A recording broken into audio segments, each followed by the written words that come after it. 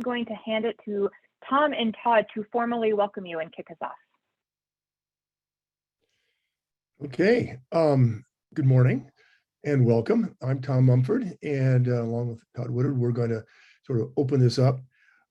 This is the session here to develop a new floating kelp canopy vital sign in conjunction with the Puget Sound Partnership. We exist in a time and a place here in which the human existence and how we interact with this place, Puget Sound or the Salish Sea, has become fraught. I think that's a nice way to put it. While many of the issues facing us are global in scale, and I can think about global warming, those of us here must act now at the regional scale, at the scale we can deal with, to best live and behave in a respectful and a sustainable manner in relationship to our environment. So we're here today to start a new effort in this journey, and we'll talk more about how this is going to go, but I think it's an exciting opportunity here. Over the last 5 years or so, those of us who have lived and worked here for years in the marine environment have come to realize that a previously relatively underappreciated part of the Puget Sound ecosystem, kelp, does in fact play a fundamental and a real critical role in the health of Puget Sound. So a diverse set of these partners here on this slide are now working with the Puget Sound Partnership to develop a floating kelp canopy vital sign. And part of this, and probably the most important part from my standpoint, is we're going to build a community of people who care not only about kelp, but about the place in which we live. So next slide. Let's see how this works here. I'm going to push the next slide button for me here. I did. Do you not see it? Looks different there on we my go. screen. So just a very brief. It's a little slow, it sounds like. 3,500 foot elevation overview here. Kelp, large diverse group of brown seaweeds, and they're large, and they are quite pretty. And next slide.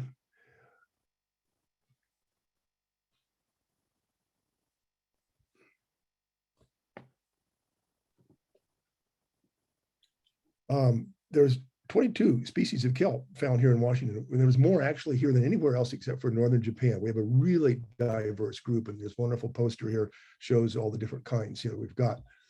Of these, 2 species of the 22 are what we call canopy forming floating kelp.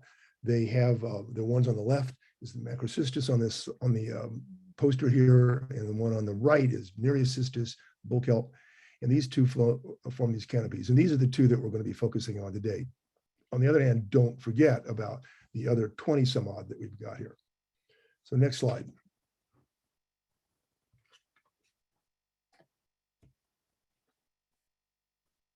So what we want to talk very briefly about is why we're so concerned about these things. And there's a variety of reasons. We're going to start off with what I'm going to call ecosystem functions. And the 2 main ones that we're dealing with here, one is that these are what we call structure. They build structuring elements. They're kelp forests. They're 3-dimensional, they're biogenic. They make what we call foundation species. And I got another slide in a minute talks about this. The second big part of this picture, one that really is coming to the forefront now, is that kelp are primary producers. They're plants, they photosynthesize, they grow, they make a lot of food, and they make a lot of detritus, they make dissolved organic materials. And so that component of the food web is turning out to be as important, if not more important, perhaps, in the what we're calling the habitat component. They also serve as just the biodiversity. There's a lot of things going on in a kelp bed. And so the seaweed species themselves and all the supported species that go with them are important as well. So next slide. So basically, these things provide a place to live. They are food. And there's lots of neighbors in this particular situation here. So the critical habitat, the foundation species element of this thing is really interesting. Here's a picture of a kelp bed, and we've got herring in the background here, which are very commonly found in these things.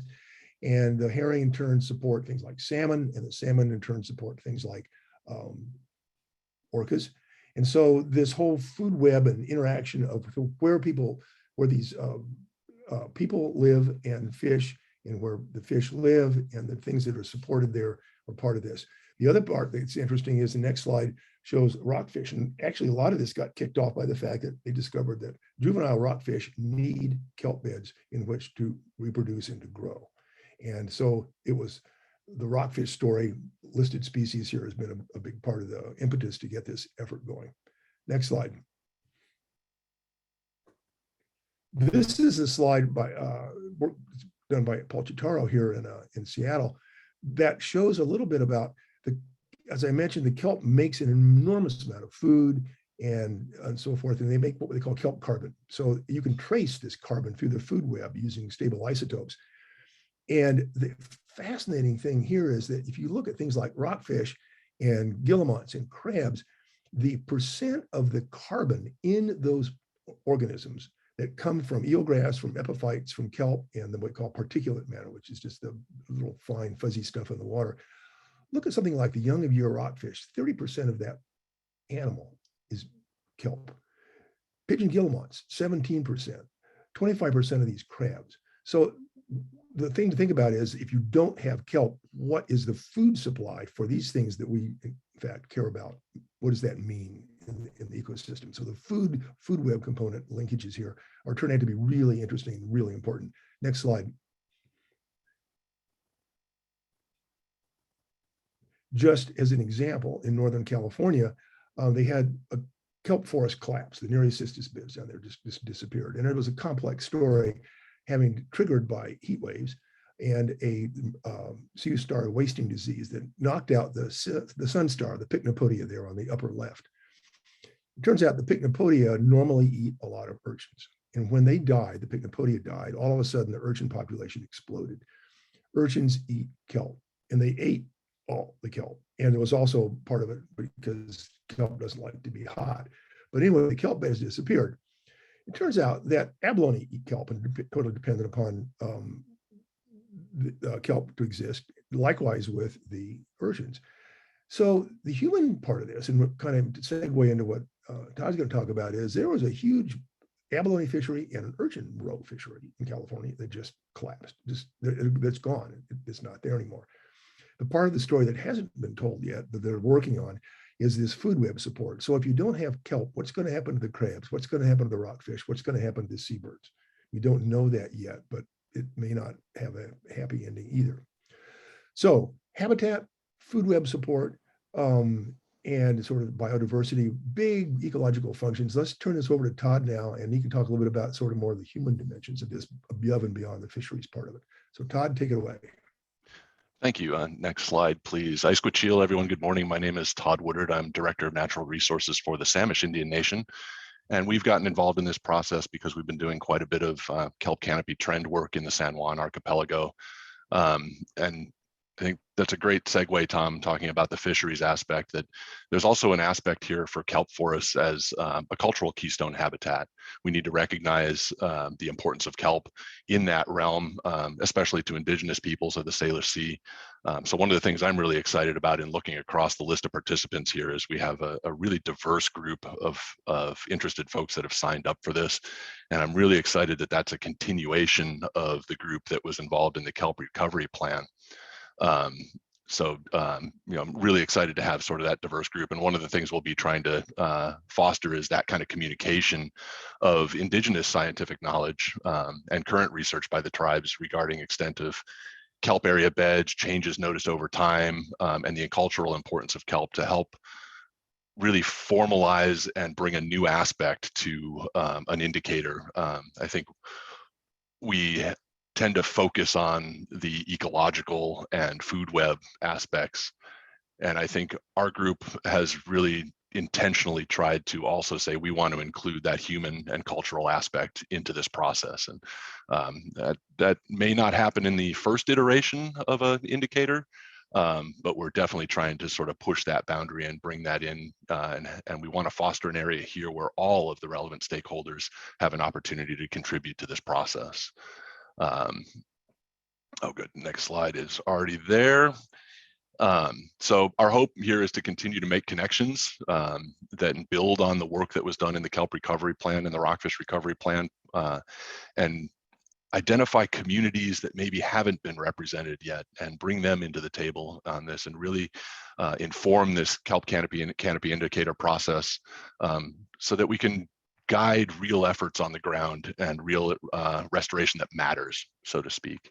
So that is what I truly hope that this process brings over the next iterations of additional workshops, and in the next iterations and future iterations of this recovery effort in Puget Sound around kelp. So back to you, Tom. Next slide. So we have this slide in here. There's an amazing effort that's taken place here, the Puget Sound Kelp Conservation Recovery Plan, and we view this effort here as part of this larger plan, if you will. Here, if you'll notice here, that these are the sort of the overall goals of the kelp plan itself, and so we understand the stressors, research being in places like Friday Harbor. We're better understanding these values, and this is where we kind of come in today. Distribution and trends, and that's really what this effort today is about. How do we describe those distribution and trends over time and make that a meaningful fact to get into the healthy management for Puget Sound.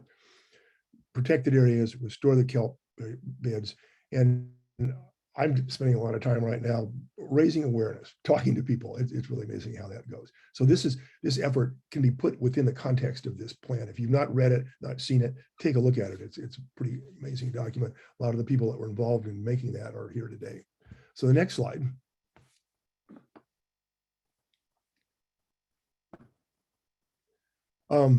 Just real quick, the enticement. So all your names are going to go into a kelp basket.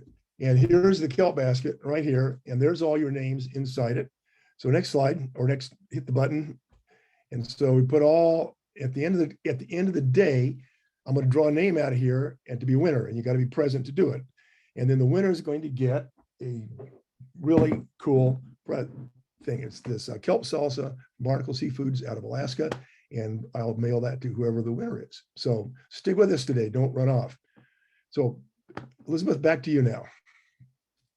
All right, we are going to hand it to Helen Berry to give us a project overview. Okay, thanks everyone. First item is we're having really some delays with slides. So if we could turn off our videos, that might help speed things up a little. I will turn mine on just while I'm speaking and then turn it off again. Thanks everyone. Okay, next slide. So as Tom and Todd discussed, the main outcome of this project is to add a floating kelp canopy area indicator to the Puget Sound vital signs. And this is part of a larger 2020 vital signs revision. In a nutshell, in the nearshore realm, the eelgrass vital sign was renamed beaches and marine vegetation, and a whole set of indicators were added. And I've highlighted here the kelp-related metrics. One of the 5 new indicators to be implemented soon is the floating kelp canopy indicator. And then you'll also see 3 indicators were identified for future development. And one of them is understory kelp abundance and condition. So those are ones that we'll do in the future. Next slide, please. Our project approach is to emphasize diversity and inclusion. And we have 2 reasons for this. First of all, it's the right thing to do. And second, research has shown that projects with broad participation beyond research realms are more likely to have positive conservation outcomes. And that's why we're here. So we're building on the diverse group that worked together on the Kelp Conservation Recovery Plan. And it's important to note that while we're committed to working towards broad participation, we anticipate that it's going to be incredibly hard to achieve meaningful inclusion. And so in the next presentation, Nicole's going to talk a lot about this, both our aspiration and the profound associated challenges. Next slide. So here is our project timeline, and it runs from January 2022 to May 2023 with 3 phases. And each phase is going to release some information and call from input from all of you. So phase 1, where we are today, is to identify the indicator requirements through scoping. And I'll talk more about phase 1 later. Phase 2, we're going to take all the scoping information we got and develop a series of options for indicators, including different data visualizations. And this is going to be really fun. This work will happen this spring, and there'll be another report and workshop for input. So, so stay tuned for the May-June timeframe for that product. Finally, in phase 3, we'll select the indicator and refine it. And then we'll post it on the Puget Sound Info, which is the Vital Sign web page, in May of 2023. So let's go back to today's topic, which is the initial scoping report and the first workshop. Next slide, please. And, oh, sorry, go back. Just not to the scoping questions, just showing the report. Brilliant, thanks. So we wrote this really long report. We see it as a reference. You don't have to read it. It lays out our preliminary thinking, and we produced it rapidly because we want to have something as a framework for soliciting guidance from all of you. So today's presentation summarized the report contents. Each of us grabbed a chapter, and so what you can do is use it as a resource if you want more information on anything. Next slide. This next slide, in a single slide, summarizes the questions that we're asking and the key considerations so we're trying to tell you here what we see the key questions and answers are, and I'll go over them quickly. Basically, the entire rest of the workshop is focused on getting your input on these things. So in a nutshell, who is the indicator for and how will it be used? We think it's for diverse audiences, and we think we need a simple single figure for rapid communication, but we also need detailed metrics to drill down into the data. Second question, the indicator is limited to describing status and trends in floating kelp canopies. What linkages are most important? We think stressors, management actions, ecosystem components, and human well-being. And we may want to do more conceptual model development, either as part of this project or the broader kelp plan work. It might be helpful to have a kelp canopy-centric model. And we'd love to have a simple model to communicate common understanding, and advanced models to target additional actions. We'll talk a lot more about that later. What time spans should the indicator consider, and why? We believe that there needs to be a short-term and a long-term component to the indicator. What geographic assessment areas are important and why? We're putting forward subbasins within Puget Sound with exact boundaries to be determined, and that we need to include the open coast. And finally, what metrics and data should be included in the initial indicator and the future indicator? We've identified a set of data sets that we'll go over later that we think could inform this process. And we also believe that we need a plan for expanding metrics and data collection. So, and then the last consideration, of course, is that resources for data collection and reporting are extremely limited. And so we really need to match whatever program we design to available resources. So final slide. Oh, and by the way, what we really want to know from all of you is we want to know what I just said, our key considerations, what do you agree with? And what do you disagree with? And what would you change? And we will really value to hear that from all of you. Finally, as I close, I just want to say that we're looking at the indicator as just one small piece in a really big puzzle. It's one action out of many that are needed. And we anticipate that many of the needs we discussed today and during this process will be beyond the narrow scope of an indicator. And but the input that we all get will be directed to broader kelp plan work. So don't hold back in your ideas. Jeff Whitty, who's the planner leading kelp plan work, he's here, and he's ready to pick up the work that's beyond the scope of the indicator, and we'll add that to the larger kelp plan body of work that we hope to do. So with that, I will hand it off to Nicole to start with the next section.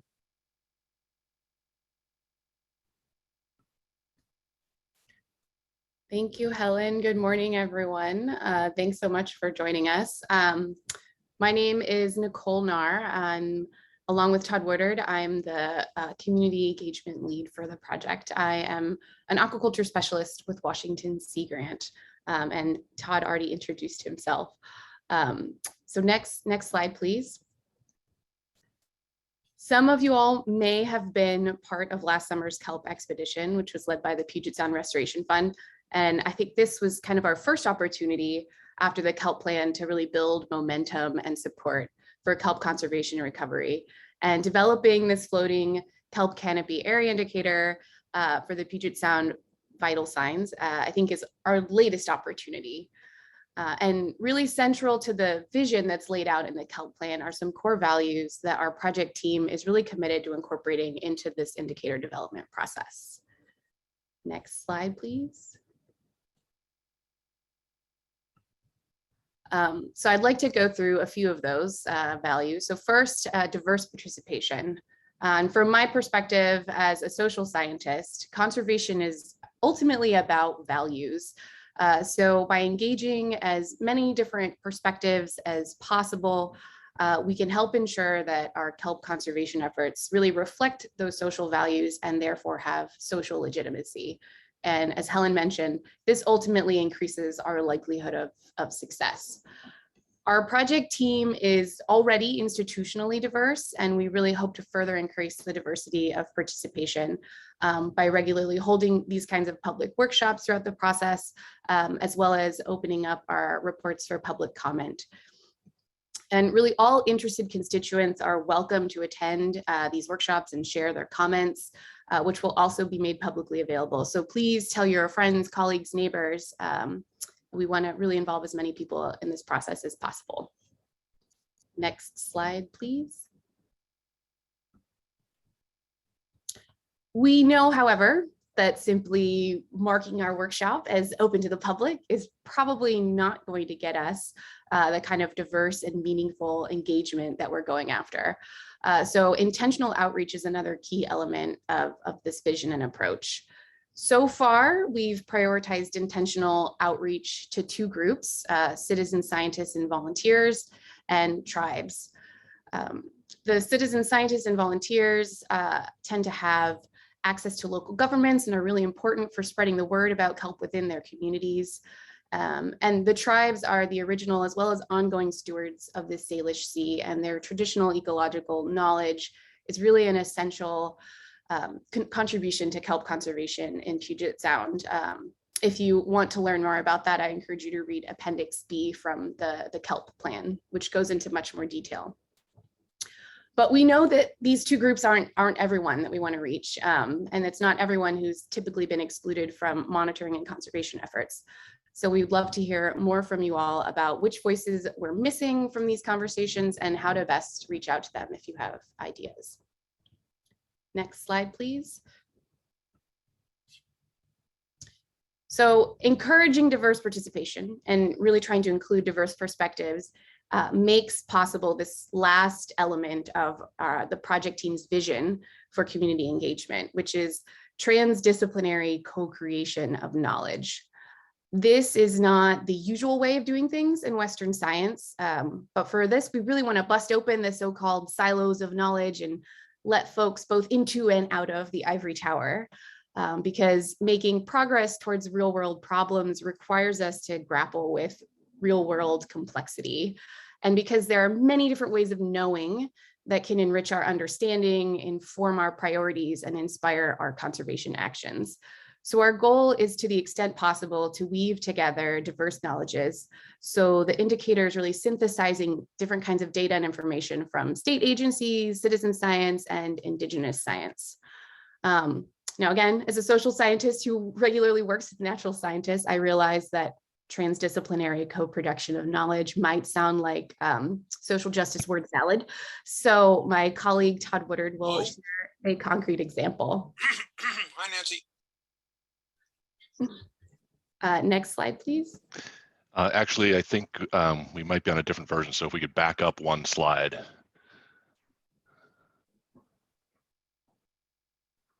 One more. One more from which, well, there's such a delay on mine. So the first slide that says an example, please. Okay, got it. Excellent. So one of the ways we just wanted to provide sort of an example of how this could work, and this is something that Samish DNR has done with some of its kelp monitoring work. And our project in the San Juan archipelago has largely been focused on looking at aerial photography and digitizing it to then sort of combine year-to-year information. But we wanted to add some of the indigenous Samish scientific knowledge to that as part of the information. So next slide, please. I'm very lucky to have an employee, Toby McLeod, who is a Samish citizen, and his father and uncle, between the two of them, have over 100 years of fishing experience in the San Juan archipelago. And next slide, please. And so we sent Toby home one evening with a poster-sized chart of the San Juans. And to hear Toby tell the story, he then observed 3 hours of arguing between his father and uncle over the extent of kelp. And no, there was much more kelp there. Remember how often we used to foul our props there? And this was a place we always used to go because we could set our nets near the kelp and catch more fish. But the end result, next slide, please, was this great hand-drawn chart of their recollection over their time fishing in the San Juans of where kelp was, which we were then able to digitize into GIS. And next slide, please.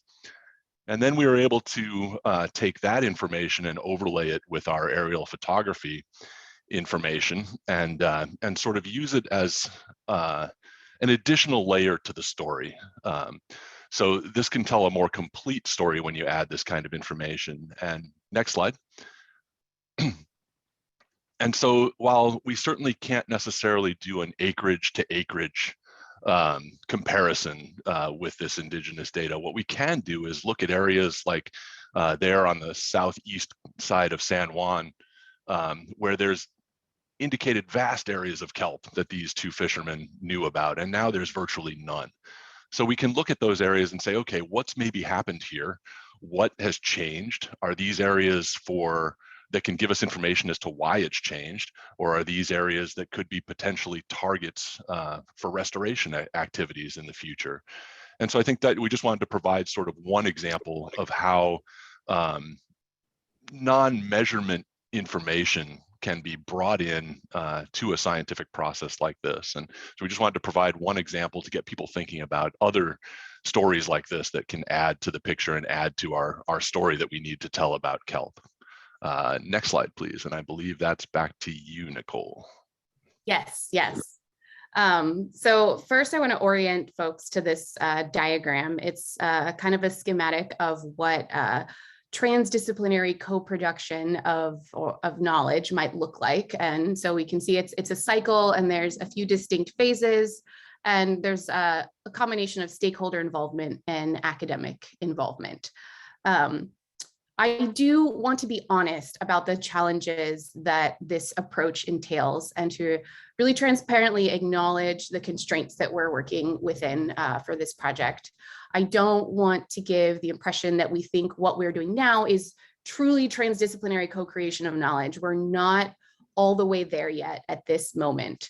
So I think sort of this true approach of transdisciplinary, fully integrated co-creation of knowledge that brings together these different ways of knowing is an aspiration that is more likely going to be realized at the sort of longer timescale and broader scope of the Kelp plan in its entirety. Next slide, please. And there are a few reasons why this is the case. So first, something like an indicator, as Todd mentioned, is not really set up to easily incorporate non-numerical knowledge. For something like the Puget Sound vital signs, internal consistency is a priority, and the indicator that we develop has to fit within an existing framework that has its own goals and objectives and processes and standards and requirements. So this really means that co-design, this first step, is not really part of our process for this particular project. It's already been framed, it's already been defined. We've already gotten funding from the Puget Sound Partnership. Thank you. So we have that limitation to keep in mind. And I think another thing to mention is that the 2-year project timeline doesn't really allow for us to move at the speed of trust, which I think is really important for forging meaningful relationships among diverse partners and for reconciling differences between perspectives and approaches. So we want to keep that in mind. Next slide, please. But despite these challenges, we do have a real opportunity here for enhancing community engagement around kelp conservation through indicator development. Co-design might be off the table, but we can strive for co-production by synthesizing different sources of data and information and collectively determining what's relevant and why. We can also learn from this process and through this process and work together to build a framework for community engagement that can inform future projects in support of the kelp plan. So this is a cycle. So in other words, we really want to lay the groundwork for the next iteration of the kelp plan projects, and so that we're really able to do co-creation of knowledge that includes both co-design and co-production, and really moves us closer to this aspirational vision that I outlined a few slides back. Next slide, please. And finally, I think there are real benefits to working within the existing Puget Sound Partnership's Vital Sign framework. It's really well known, it's widely recognized, which will help us increase visibility and amplify our communication around these issues. And really in a spirit of relationship and exchange, we hope that our intentional approach to community engagement through this process while developing the floating kelp canopy area indicator can help make the Puget Sound Vital Sign program itself a bit more inclusive and participatory and transdisciplinary, which I know a lot of teams and organizations are really striving for. Next slide, please. So how can you engage in this process and participate? I think you should think of this project as part of like a pyramid or a set of nesting dolls where your contributions might be most visible at different levels. So really direct engagement in the indicator development project is necessarily going to be a bit more narrowly defined to ensure consistency with the vital signs framework.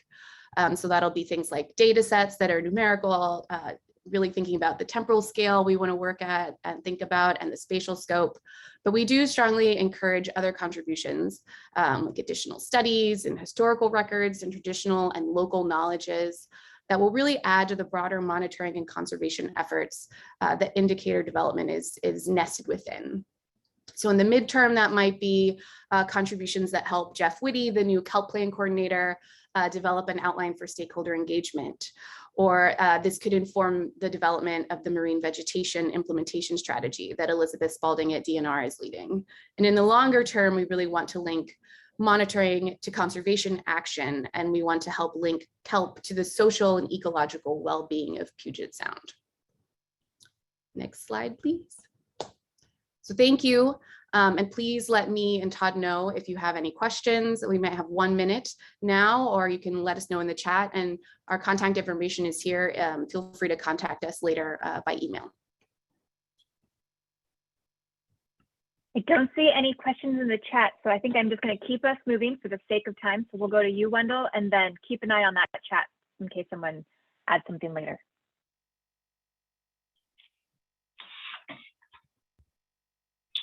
Great. So hi, everyone. I'm Wendell Raymond. I'm a research scientist at University of Washington, and I'm going to switch gears and start talking about the Puget Sound Partnership Vital Signs program and indicators of their uses. Next slide. So I'm going to go over the history and purpose of the Puget Sound Vital Signs program, some properties to think about, keep in mind for vital signs, what Puget Sound info is and how we interact with indicators and vital signs, talk about conceptual models, and also some other goals that are associated with this project.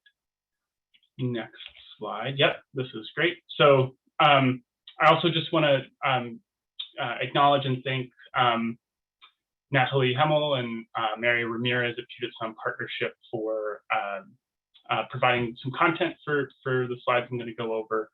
And their contact information is here if you'd like to reach out to them. Next slide. So Puget Sound Partnership was established in 2007 with a mandate to restore and conserve Puget Sound with an ecosystem-based management approach. They've developed these 5 overarching goals: healthy water quality, protected and restored habitat, thriving species and food webs, vibrant quality of life, and healthy human populations. And so each one of these goals has component vital signs and indicators within those vital signs. Today, we're going to be thinking in the protected and restored habitat / abundant water goal and the beaches and vegetation vital sign. Next slide. So as Helen introduced,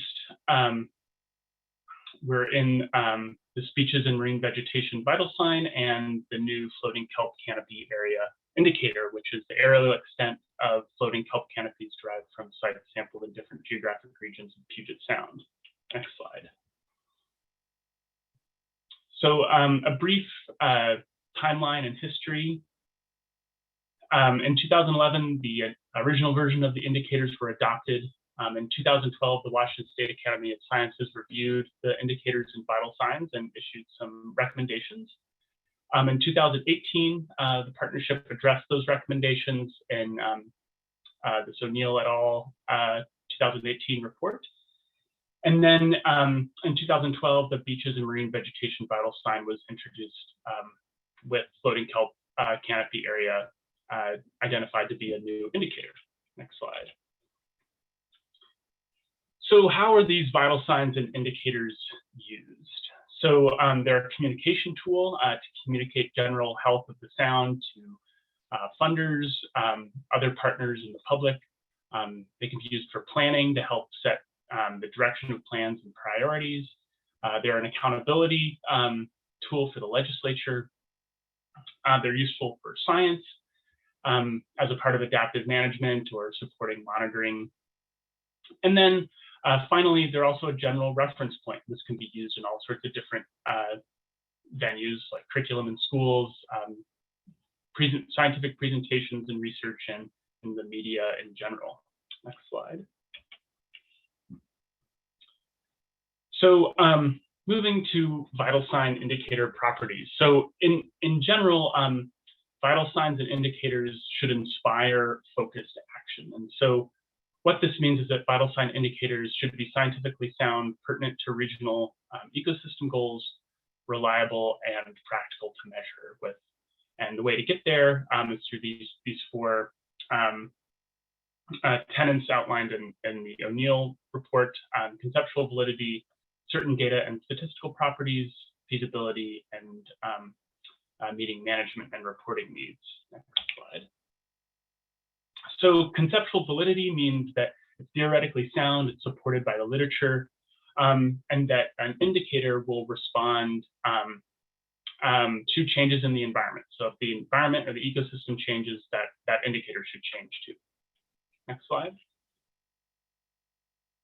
So data and statistical properties, ideally an indicator should have high signal to noise ratio and an estimation of process and measurement uncertainty. So essentially, we know what is real change versus what is natural variability or background noise. It should be consistently measurable. We can go out repeatedly and measure in the same way many times, and ideally have broad spatial and temporal variation should be understood so that we can have good broad spatial coverage.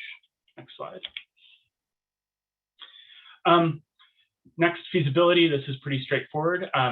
It's operationally manageable. We can go out and do it relatively easily, and it's cost effective. Next slide. And then finally, the indicators need to have certain management and reporting needs. So they're relevant to management concerns. It responds predictably to management actions. So much like changes in the environment, changes in management should have a measurable effect on the indicator. And then finally, it should be linkable to scientifically defined reference points and targets. Next slide. All right, so how do we interact with vital signs? How do we look at them? So a really common way to do this is through Puget Sound info. So if you go to that website, you get this page and you can click on Puget Sound vital signs. Next slide. That will bring you to the vital signs wheel, which you may be familiar with. And we're going to zoom in on Chinook salmon as an example of this. So you can click Chinook salmon. Next slide. It'll bring you to this page that has as various information, and in the middle there's this indicator box, and you can click that. Next slide. And that will bring you to the Chinook salmon population abundance indicator page. And this has some really key information, an overall description, sort of overview plot, some bullet pointed key results, and then sort of an overall status in sort of a red light, yellow light, green light form. And so this is what we want to eventually create with the kelp canopy indicator. And I want to particularly note, and the Chinook salmon indicator is a good example, that we really want to think of kelp not only as sort of the whole sound status or the overall trend, but also trends at different subregions. Because we know that kelp can look quite different in different parts of the sound. Next slide. All right, so next we'll talk a little bit about conceptual models. And so conceptual models are a really big part of the Vital Sign program. This partly comes from the Washington State Academy of Sciences review in 2012 that indicated this need for conceptual modeling in the program. So this is the integrated conceptual model for ecosystem recovery that comes out of that 2018 report. In general, conceptual models are helpful because it lets us see and understand interrelationships between different nodes, and in this case, really high level things. There's the biophysical state, what we go see out in nature and how that's connected to ecosystem services and human well-being, as well as the connections between human behaviors, ecosystem recovery actions or management, and other external drivers. And next slide. So as Helen alluded to, there is a conceptual model for the beaches and marine vegetation that already exists. That's figure 5 in the scoping report, if you want to look at it. And a question that we have for you, and something we've been thinking a lot about, is this the current conceptual model enough? Is this a starting point that we can build from? Where does it need to be adapted? And one potential way to think of this is a kelp-centric model, kind of model after the strategic goals in the kelp plan. And so I have those strategic goals listed here, and we can put those sort of the big concepts like stressors, value, distribution, and trends into these sort of general categories of biophysical drivers, sociological drivers, kelp canopy itself, and how that interacts with ecosystem services, and then how those things feed back to each other. Next slide. So finally, I want to talk about sort of the other goals that we have for this project, and how, as the other talks has pointed out, that the production of this indicator is a part of much larger sort of goals for kelp and Puget Sound. So we really see as this indicator development process and the initial indicator as a starting point. And so the other pieces that we have our eye on and would like more feedback on is the Puget Sound recovery framework, the Puget Sound conservation and kelp plan, which we've already talked about a lot, ecosystem-based management of kelp forests, and one way that we think that we can sort of touch on these other goals or these sort of complementary projects is through producing a decomposable indicator, and I'll explain what that means a little later. So next slide. So first, the Puget Sound recovery framework is a big part of Puget Sound Partnership and Vital Sign program, and it allows us to link Vital Sign goals, indicators to desired outcomes, strategy, and action. So at the moment, there isn't a defined target for canopy kelp area, but the indicator will be developed so that it can be, so that it will integrate into this way of thinking. Next slide. Another big component here that we've talked about a lot is the kelp plan and its strategic goals. So understanding stressors, increasing understanding of the value of kelp, describing distribution of trends, designating kelp protected areas, restoring kelp forests, and promoting awareness.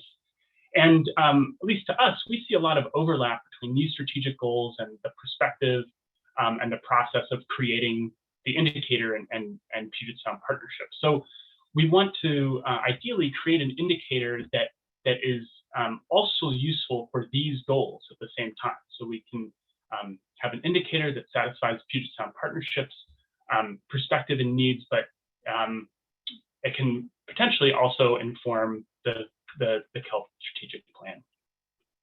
Next slide. And so one way to think about this is, again, through a Kelp-centric conceptual model. And so this figure comes from a paper by Jordan Hollersmith and others that I think just was published yesterday or just a few days ago. This figure also is in Appendix 1 of the scoping report.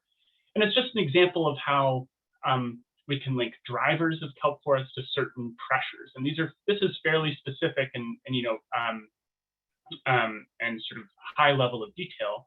And the different colored lines indicate positive, negative, neutral relationships, or relationships that there isn't a strong consensus on, or there isn't enough literature. And so by sort of keeping this level of detail in mind, we can our goal is to produce an indicator that's relatable to these sort of really fine scale pressures like temperature or nutrients. Next slide. Another goal or thing we want to keep in mind is ecosystem-based management of kelp. And this is a paper by Sarah Hamilton and others that also just came out that outlines some tenets for ecosystem-based management of kelp forests. And these include monitoring at biologically relevant temporal and spatial scales, addressing cumulative impacts, managing across spatial and institutional scales, co-management, adaptive management, using the precautionary principle, and also considering food web connections. And so just looking at this list and thinking about the strategic goals from the Kelp plan, there's a lot of overlap, and as well as the sort of the goals of indicator development. So we want to keep this in mind as we go through this process. So finally, one way that we think we can sort of touch or try to move these other goals forward is by producing a decomposable indicator. And what we mean by that is an indicator where users can drill down to get more detail. So that indicator might be a single value, but there might be a lot of other detail sort of embedded within it, and we want to make that available. So that might be spatial or temporal detail, other just detailed component data that's accessible, creating a data repository where all this data can live and be accessible to diverse user groups. And we also have a goal of producing a Puget Sound Kelp Canopy website that can kind of hold all this information. Next slide. So that's it for me. We may not have any time for questions, but if you have them, please put them in the chat, and I'll hand it off to Pete. Thanks.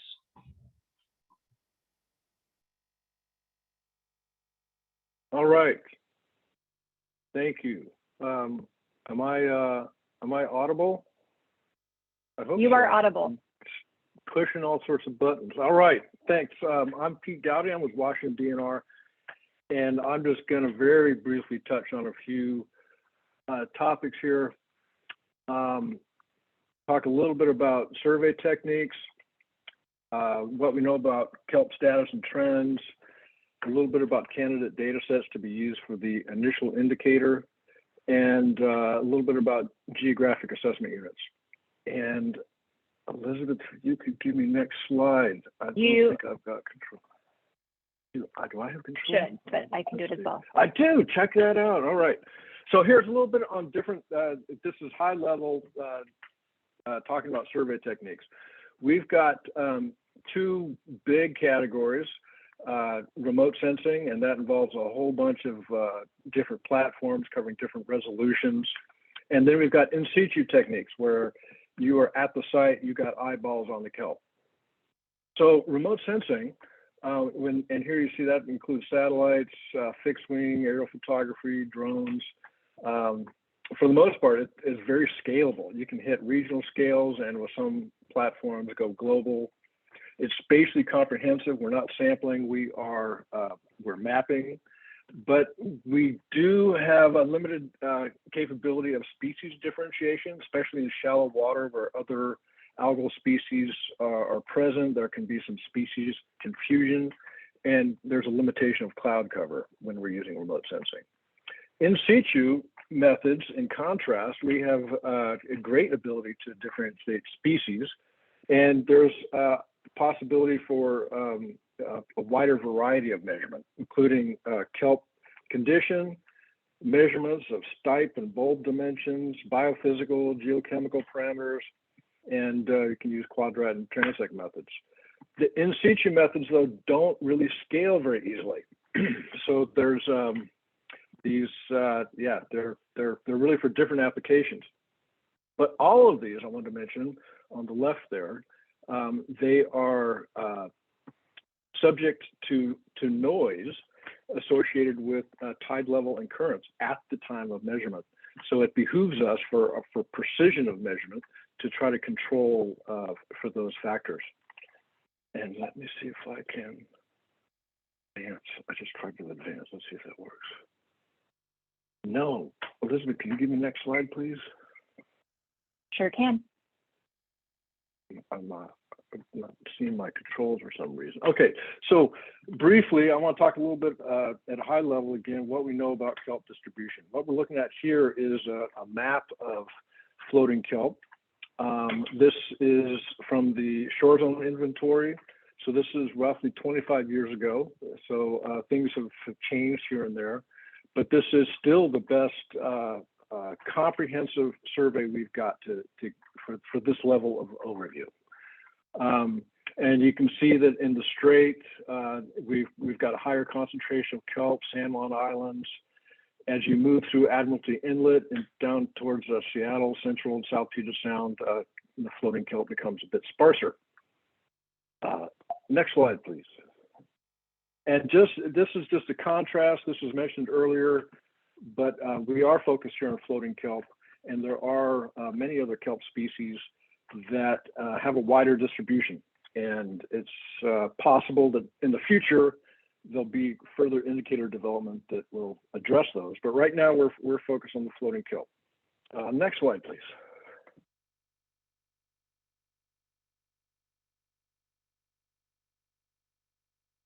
And talking status and what we know about kelp, here's an important one. We got two different species. On the right, bull kelp is the most widely distributed, and in the interior waters, it's all bull kelp. Giant kelp, excuse me, is constrained to the western strait and outer coast. And next slide. So that's kind of status. Now we're going to talk a little bit about what do we know about how things are changing. And let's start. We're going to do this in pieces, and we're going to start with the strait and outer coast. Thanks. We have an annual monitoring program. We've got a 31-year record now. This is based on fixed wing aerial photography, and this just shows the total canopy area over that the strait and outer coast, that whole area that's circled in red. And you can see that it's highly variable. It's kind of up and down, but we don't have a long-term trend that's obvious. And so we have some level of stability at the strait and outer coast. And then down below there was a study, this was Pfister, Berry, and Mumford, came out in 2017, took that monitoring record and did a historical comparison to give us a longer time frame. So comparing back to some older kelp mapping from 1911. And what came out of that was even over that longer time frame, it looked like we've got, again, just in the strait and outer coast, we've got long-term stability overall, but there was some evidence of loss in the eastern strait. So in that particular region, things are looking relatively stable. Next slide, please. And moving into Central and South Puget Sound, There's another study here. Helen led this work. It again was incorporating historical maps. This is you can see there's a little piece of a 1880 map with some kelp annotation on it. That stuff was digitized and then compared to more recent small boat surveys. And next, and then we can see some results from this. This map is showing from that study the area within central and southern Puget Sound of the historically occupied areas occupied by kelp. And then in that, whatever you call that pinky purpley color, that's what came out of the more recent surveys.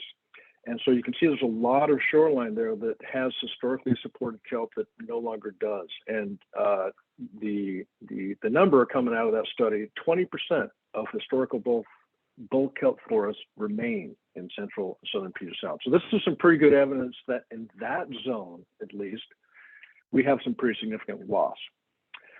Next slide, please. And then in the San Juan Islands, as Todd was referring to earlier, next, the San Juan Indian Nation has done some aerial photography work. And there's a great story map, a decade of disappearance, that allows you to interact with the data and see the maps. That I recommend it, take a look. But in this study, they compared kelp abundance from 2006 to 2016, so looking over a decade there.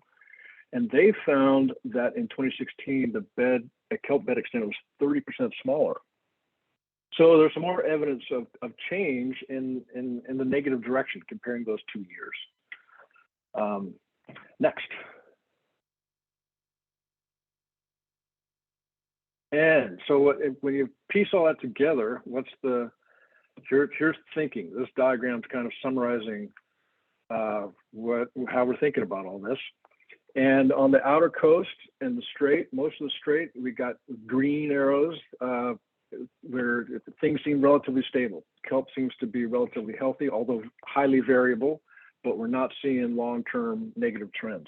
As you move into the interior waters, which includes like the Eastern Strait and then moving into the San Juan Islands and in particular moving into Central and South Puget Sound, we have some negative signals. And we think we've got greater stress there and we have higher concern about losing kelp. That's kind of where our understanding is. Looking into the future, is that can expand? Are the losses going to expand spatially? Those are good questions like that are on the table and of great interest. Next slide, please. And so that's kind of a real quick overview of status and trends, the information we've got in hand.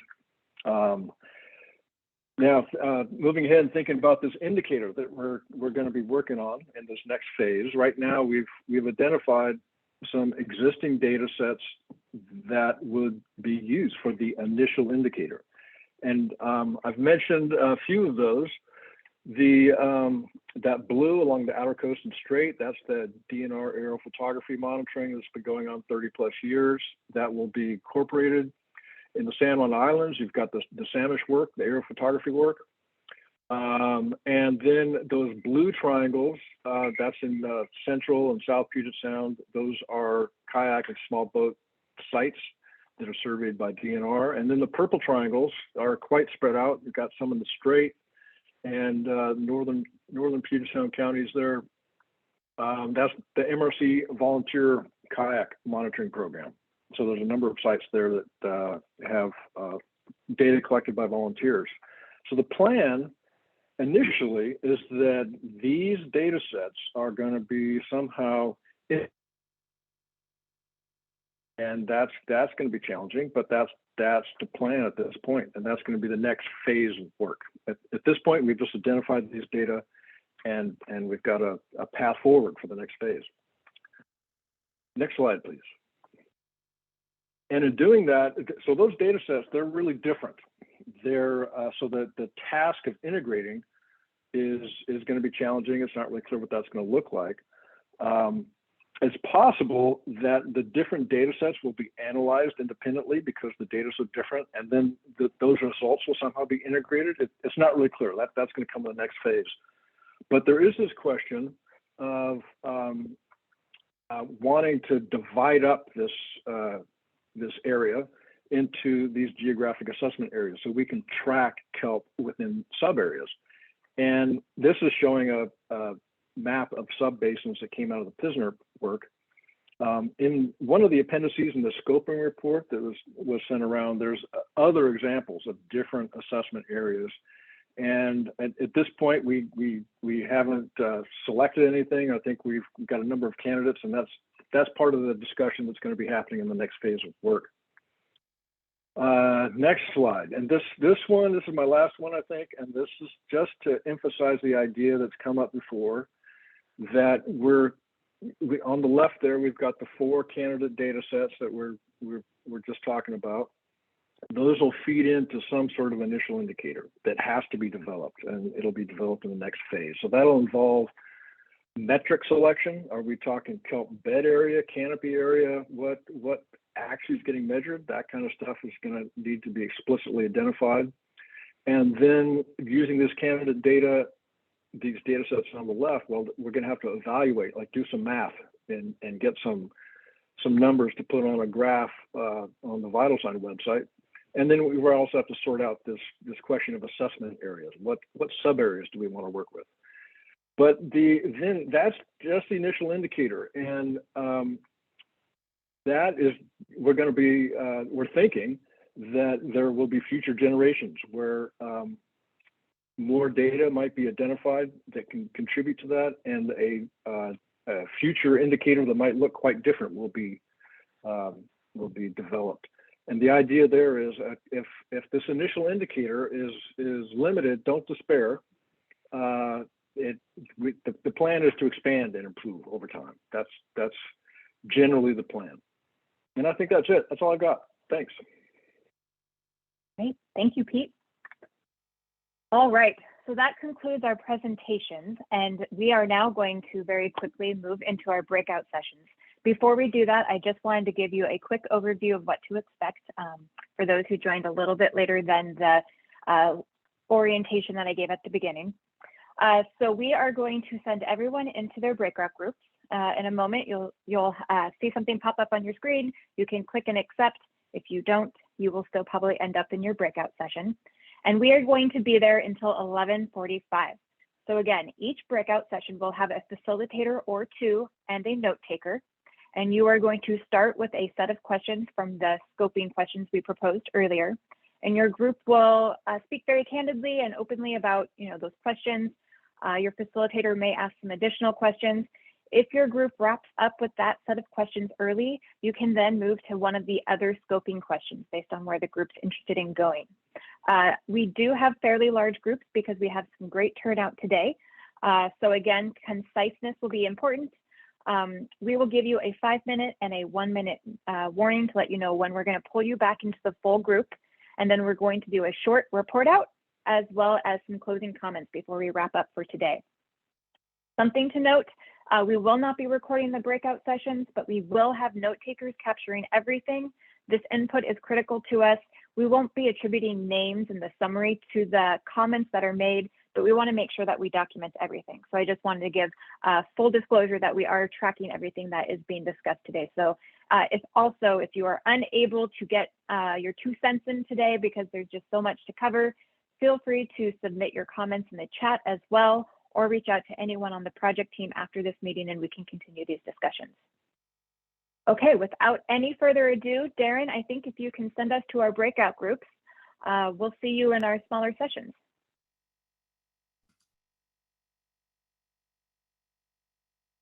And could be compared and further analyzed to see if there's a certain stressor in each of those basins that are contributing to similar decreases in kelp. Hopefully I didn't butcher that too much, Max. For long term, for this first year, obviously we don't have a whole lot of data to go from, but you could use the historic data and compare it to what we have now to give a very high level picture of what's going on. And then from there, you could build upon it for year to year. And you could look at rolling averages and stuff like that to kind of break down the noise a little bit. And then lastly, we had a last question about accessing the data, and map with the downloadable data set was a big, people are a big fan of that. So that's what we had. Great, thank you. Okay, so group 3, framework for community engagement and indicator work. That was Nicole, Todd, and Helen. I will provide the report on that.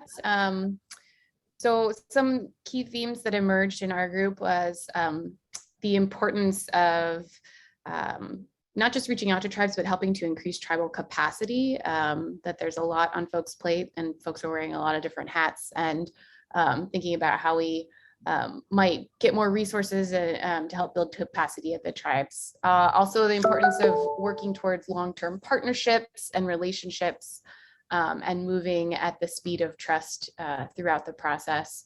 We also had some interesting conversations about possible models we might look to in British Columbia, the MAP program, and a couple others whose acronyms are escaping me at the moment, but are in the notes.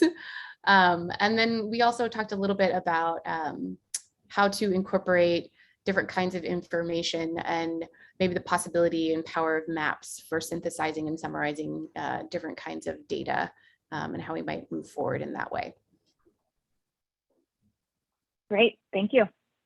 Okay, group 4, data sets to consider for inclusion both now and in the future.